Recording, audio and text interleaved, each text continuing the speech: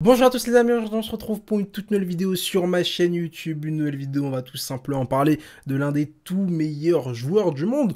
Ou pas, voilà, est-ce que Lamine Yamal est surcoté? Est-ce que la hype autour de Lamine Yamal est normale? Est-ce que on en fait trop avec ce joueur qui vient tout juste d'avoir 18 ans?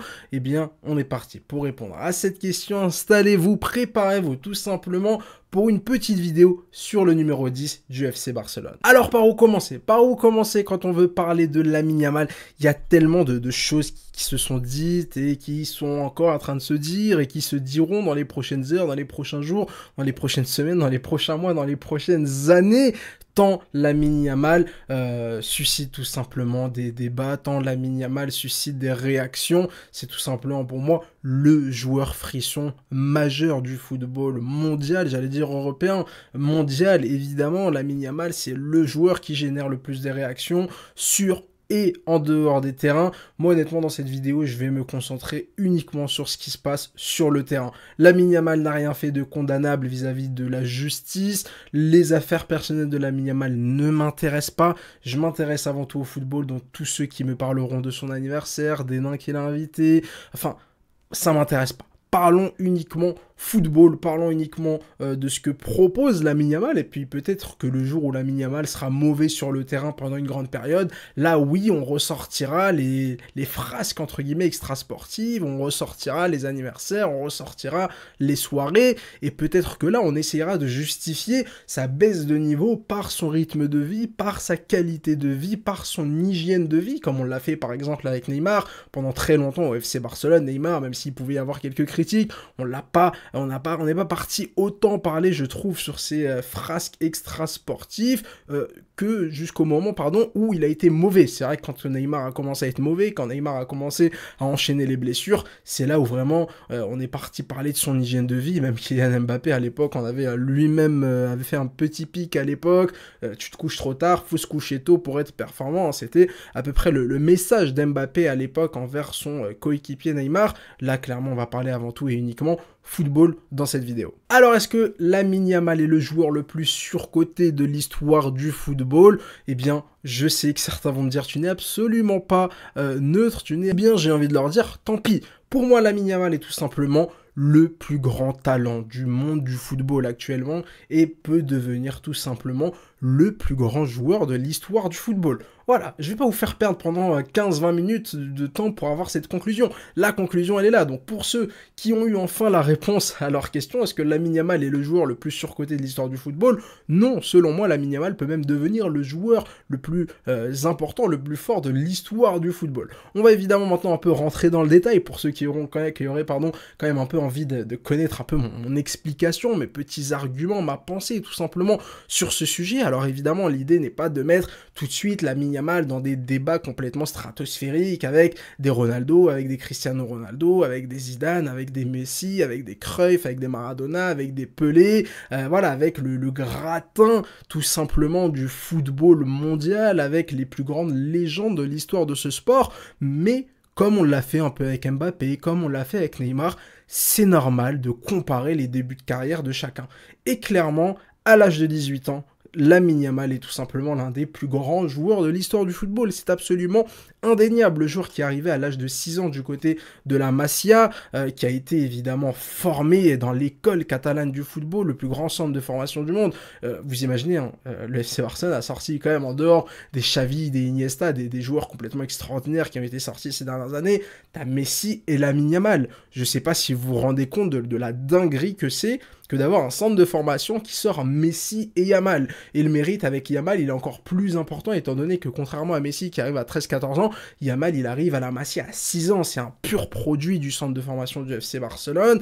C'est là où il va tout simplement tout apprendre, même si évidemment dans son quartier, le fameux numéro 304, hein, je sais plus, je crois que c'est l'indicatif, ou alors ça finit par 304, je sais plus c'est quoi le nom de son quartier, bref, peu importe. Là où il a évidemment énormément appris aussi hein, sur le bitume de son quartier, hein, le foot de rue, qui l'a tout simplement transformé en machine de guerre. Je suis désolé, pour moi, Lamine Yamal, c'est une machine de guerre. Il a 18 ans, alors évidemment, il est perfectible, évidemment, on va en parler de ses quelques défauts sur le terrain, mais le gars, sur le terrain, il sait absolument tout faire. Il sait absolument tout faire. Parlons football, s'il vous plaît. Regardez Lamine Yamal, c'est pour moi, aujourd'hui, l'un des joueurs, si ce n'est le joueur le plus dangereux au monde, balle au pied, tout simplement parce que physiquement il a une pointe de vitesse complètement folle avec et sans ballon. Il est capable, dès qu'il a le ballon dans son couloir, soit de rentrer à l'intérieur et d'aller frapper comme il l'a fait face à l'équipe de France à l'Euro, comme il l'a fait la saison dernière avec le FC Barcelone, ou bien à l'extérieur du défenseur, tout simplement aller déborder à l'extérieur, partir sur son pied droit. Il a des crochets fantastiques, il a un extérieur du pied. Lamine Yamal maîtrise l'un des gestes les plus compliqués du football, en tout cas l'un des gestes les plus sous-cotés du football. Il a même pas besoin de centrer sur son pied droit, tant son extérieur du pied, même si parfois il peut être un peu mal réglé, c'est vrai qu'il y a quand même quelques extérieurs qui ont été complètement ratés, mais c'est aussi le jeu, hein. C'est un geste très difficile, c'est un geste où il faut beaucoup de précision, c'est un geste où il faut aussi mettre beaucoup de puissance, hein. C'est le problème de l'extérieur du pied, c'est qu'il faut mettre de la puissance et de la précision, et donc bien souvent tu peux complètement rater ton geste. En tout cas, moi j'ai essayé de centrer comme Lamine Yamal, je me suis blessé 3 semaines, donc vraiment un geste absolument extraordinaire qu'il arrive à maîtriser, et surtout il a 18 ans, les amis, je sais pas si vous vous rendez compte, pour moi c'est déjà l'ailier ultime du football actuel. Il lui manque évidemment la finition, il lui manque évidemment l'efficacité devant le but, mais ça je suis convaincu que ça va arriver avec le temps. Je suis convaincu que du côté du FC Barcelone, on va aller lui faire quelques spécifiques à la fin des entraînements, lui donner un ballon, lui mettre le 3e ou le 4e gardien du club, et allez boum, boum, boum, boum, boum, vas-y, entraîne-toi, entraîne-toi, entraîne-toi. Je suis sûr qu'il l'a déjà beaucoup fait cet été, qu'il va encore beaucoup le faire pendant cette saison, beaucoup le faire les saisons suivantes, et clairement, je le dis, je le redis, pour moi, si Lamine Yamal continue comme ça, il va rentrer dans des débats complètement extraordinaires qui le placeront dans les plus grands joueurs de l'histoire du football. Les accomplissements de Lamine Yamal sont déjà quand même assez exceptionnels. À 18 ans, il a gagné l'Euro, donc déjà, contrairement à Cristiano Ronaldo, contrairement à Messi, contrairement à Neymar, on va pas lui casser la tête pendant toute sa carrière à lui parler de succès avec son équipe nationale. Très vite, comme Kylian Mbappé, il a réussi à vite valider tout simplement cet accomplissement en remportant l'Euro, dans lequel il a eu quand même un impact majeur. Je vous rappelle que quand Yamal marque son but face à l'équipe de France, son but complètement fou en demi-finale de l'Euro, il a 16 ans. Il a 16 ans, il n'a pas encore 17 ans. C'est absolument extraordinaire. C'est absolument fantastique. Enfin, je pense que dans le monde du football moderne en tout cas, peut-être que dans les années 50, avec Pelé notamment, qui a aussi été très précoce et très performant avant même d'être majeur, c'était possible à son époque. Mais clairement, dans le monde du football moderne, même si on n'arrête pas de ramener des joueurs de plus en plus jeunes, être performant à 16 ans, c'est n'importe quoi. Alors c'est vrai qu'il avait pratiquement 17 ans, mais vous voyez ce que je veux dire. Donc pour moi, vraiment, au niveau des accomplissements dans sa carrière, c'est déjà exceptionnel. Il a été performant avec le Barça, il a été performant avec l'Espagne. Alors évidemment, il va falloir remporter quand même 4-5 Ligues des Champions, il va falloir remporter 5-6 Ligas supplémentaires, peut-être aussi, au moins, je pense, une Coupe du Monde avec l'Espagne, un Euro peut-être supplémentaire, peut-être participer au JO, aller chercher une petite médaille d'or, une Coupe du Monde des clubs avec un nouveau format qui lui donne un peu plus de valeur, etc., etc., etc. Mais ça, je viens de vous dire, il n'y a qu'une seule chose qui lui permettra de remporter tout ça, c'est le temps. C'est le temps, c'est qu'une question de temps en ce qui concerne Lamine Yamal. Évidemment, il faudra voir quand même la gestion de sa carrière. On sait que le FC Barcelone a pour moi fait perdre beaucoup de saisons à Messi, notamment sur la fin de sa carrière, où clairement Messi n'a pas eu l'équipe qu'il lui fallait pour pouvoir être suffisamment bon en Ligue des Champions notamment.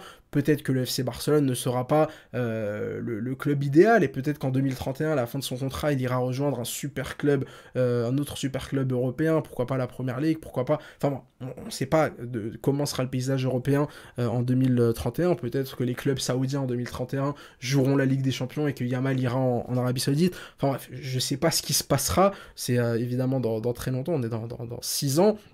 Mais en ce qui concerne Lamine Yamal à l'instant T, pour moi, Lamine Yamal peut devenir l'un des plus grands joueurs de l'histoire de ce sport, et même le plus grand joueur de l'histoire de ce sport, parce qu'il est précoce, parce que sur le terrain, il a un jeu qui est absolument fantastique. C'est pas un numéro 9 qui va aller se positionner dans la surface à attendre des ballons, non, c'est vraiment un gars qui va être protagoniste avec le ballon, qui va faire jouer aussi les autres. Ça aussi, c'est quand même très intéressant dans son jeu, c'est pas un soliste, c'est un joueur qui est largement capable de jouer avec ses coéquipiers. Il a fini meilleur passeur européen La saison dernière avec 25 passes décisives de mémoire, c'est quand même assez exceptionnel à l'âge de 17 ans et demi, 18 ans, d'aller chercher ce genre de statistiques collectives, alors que normalement, les ailiers au début de leur carrière, c'est plutôt des solistes qui vont aller mordre la ligne, aller faire mal à leur adversaire en un contre un. Clairement, Lamine Yamal, pour moi, il est complet, et forcément, il me fait rappeler à Lionel Messi. Je suis désolé, la comparaison, elle est toute trouvée, parce que c'est deux joueurs qui jouent globalement au même poste, c'est deux gauchers, deux numéros 10 du FC Barcelone, deux joueurs qui ont été formés dans le même club.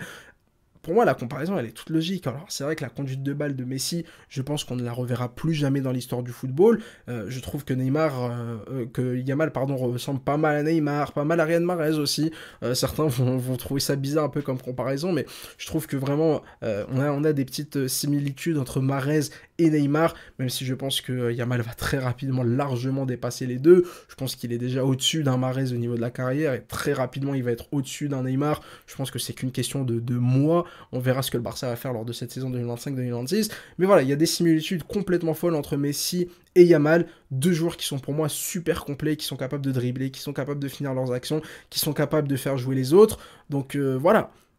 Et ça, mine de rien, en termes de marketing, entre guillemets, en termes de hype, en termes de tout ce que vous voulez, ça va compter dans les débats, ça va compter dans l'inconscient collectif des suiveurs du football européen, du football mondial. Donc voilà, moi c'était juste une petite vidéo pour recentrer un peu le débat sur le terrain. Franchement, ce que fait... Enfin, il n'a pas pris une voiture et il a fait un accident où il a écrasé 4 personnes, où il n'est pas parti... Enfin, vous voyez ce que je veux dire, vous voyez où je veux en venir, je vais pas rentrer dans ce genre de spéculation. Il a pas fait ça. Le gars, il est en train de s'amuser, il a 18 ans, il est multimillionnaire. Alors évidemment qu'on peut être un peu déçu. Moi, personnellement, j'étais un peu déçu de l'image qu'il renvoie. Voilà, il est spontané. C'est aussi une superstar dans l'époque des réseaux sociaux. Voilà, des Cristiano Ronaldo, des Messi, à leur éclosion, n'ont absolument pas vécu de la même manière. Donc... j'ai pas envie de rentrer dans ce genre de débat, et je pense qu'on ferait mieux de se reconcentrer, de profiter simplement de ce qui se passe sur le terrain, ce qui fait à Morica la semaine dernière face à Mallorca, c'est fantastique. Maintenant, évidemment, il y a plein d'axes d'amélioration. Il peut encore mieux faire au niveau de l'efficacité, notamment au niveau des choix. Est-ce que là, il faut plutôt faire l'extérieur? Est-ce que là, il faut plutôt dribbler? Est-ce que là, il faut frapper premier poteau? Est-ce que là, il faut frapper deuxième poteau? Va falloir mieux choisir ses actions, va falloir faire de meilleurs choix dans le dernier geste, mais c'est normal, le gars a 18 ans, il peut pas être fini, il va pas faire des saisons à 45 buts, 45 passes décisives à cet âge-là. En tout cas, je l'espère pas pour la concurrence, parce que clairement, je pense que ça va faire très mal dans les futures années. Évidemment, la seule chose qui peut, selon moi, arrêter Yamal, et ce qui a arrêté la plupart des autres grands joueurs, au-delà de la mentalité, beaucoup de personnes ont parlé de la mentalité, etc. C'est surtout les blessures, même si évidemment les blessures, ça peut être une conséquence d'une mauvaise hygiène de vie, d'une mauvaise mentalité, etc. C'est surtout les blessures qui peuvent faire mal à Yamal dans les prochaines années, mais vraiment là, à l'instant T, je vois pas vraiment qui va pouvoir l'arrêter. Ils vont faire des prises à 2, des prises à 3, je pense cette saison sur lui, tant il va être fort, mais ça permettra tout simplement à ses coéquipiers de se libérer, à des Rafinha, à des Lewandowski, à des Pedri, etc., de se régaler aussi de leur côté. Et on l'a déjà dit, Yamal est un joueur qui est capable de jouer avec ses coéquipiers, qui est capable de faire l'extérieur du pied fantastique, alors que personne ne l'a vu venir, qui est capable de faire le crochet, le renversement de jeu de l'autre côté, alors que il était très très mal embarqué. Il a une qualité footballistique pure, absolument sensationnelle. Franchement, ça fait du bien au football, d'avoir un joueur de caractère comme ça, d'avoir un joueur souriant, d'avoir un joueur qui aime tout simplement ce qu'il est en train de faire. Et moi, je comprends un peu les critiques, mais je pense que la plupart des critiques sont complètement infondées, et qu'elles sont plus basées, je pense, sur de la jalousie, notamment d'une certaine communauté. Ça peut être compréhensible. Les gars, ils ont subi Messi pendant presque 20 ans. Derrière, le Barça est catastrophique, va en Ligue Europa, change de président. Enfin bref, il y a le bazar, clairement, du côté du FC Barcelone. Et puis, ils te sortent Lamine Yamal qui n'était même pas annoncé, tant il avait été protégé par le FC Barcelone, tant il a été, couvert tout simplement pendant toute sa formation. Le mec sort de nulle part. La plupart des bons jeunes à l'heure actuelle, on en entend déjà parler 2 ou 3 ans avant qu'ils éclosent au niveau du football professionnel. Je vous le dis, je suis un grand suiveur du FC Barcelone. J'avais déjà entendu évidemment parler de Lamine Yamal, qui avait été notamment très précoce en sélection de jeunes, etc. avec l'équipe d'Espagne. Mais à aucun moment, en tant que suiveur assidu du FC Barcelone, je n'ai entendu d'un joueur qui pouvait être aussi fort que Léo Messi. À aucun moment. Donc ça prouve vraiment que le Barça l'a bien protégé, ça prouve vraiment que le Barça a fait son travail de club formateur, et je pense que le Barça prouve encore une fois que c'est le meilleur club du monde pour ça, parce que malgré la pression, malgré les enjeux, tu es capable de complètement verrouiller les infos sur l'un des plus grands talents de sa génération, et clairement, voilà, je pense que Yamal, bien accompagné, épargné par les blessures, avec des objectifs concrets, de vouloir toujours gagner, d'avoir faim, de vouloir marquer, de vouloir faire des passes décisives, d'aller chercher des records, peut tout simplement devenir le meilleur joueur de l'histoire.